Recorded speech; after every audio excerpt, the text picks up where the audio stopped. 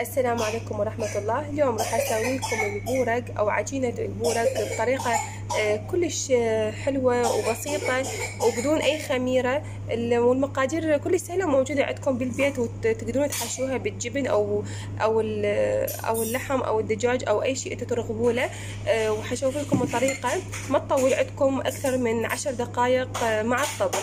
المقادير اللي راح استخدمها هي كوب وربع من الطحين، كوب وربع من الماء، وعندنا هنا خاشوقتين كبيرة من الزيت. هذه فقط هي المقادير. اول شغلة راح اسويها هي راح اضيف المي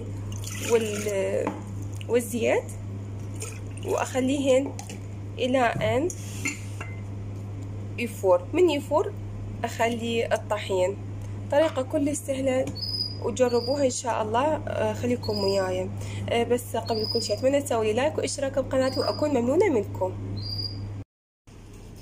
بعد ما فار المي والزيت هسه راح اخلي الطحين بالتدريج، بس طبعا اخلي نص الطباخ افضل، واخليه واظل بسم الله الرحمن الرحيم اخلط بيه بس مجرد دقيقة واحدة الى ان بس يمتص المي. اطفي الطباخ واشيله.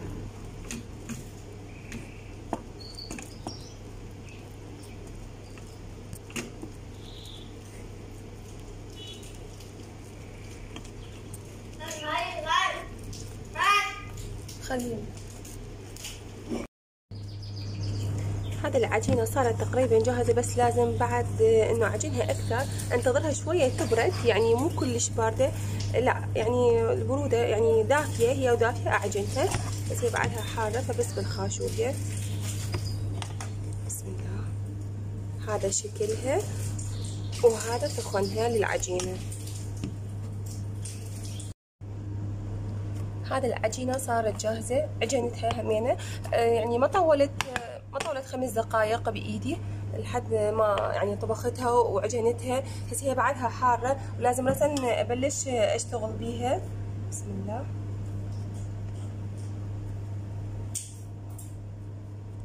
ما يحتاج حتى الشوبك، ما أحتاجه.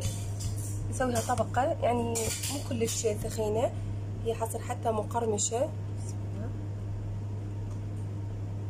راح احشيها.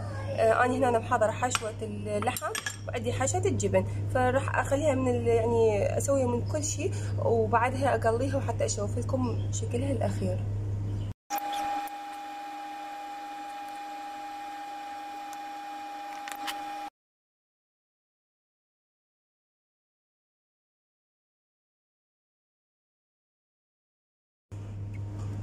بعدها راح اخلي على الطباخ الزيت يكون لازم غزير ويكون حار كلش. يلا اخلي البورق. هاي الطريقة شوفوها يعني كلش سهلة، يعني حتى ما تتعب. شوفوا شلون حتى من اطلعها الزايد ما تعبكم. هاي تعتبر اسهل طريقة لعمل البورق.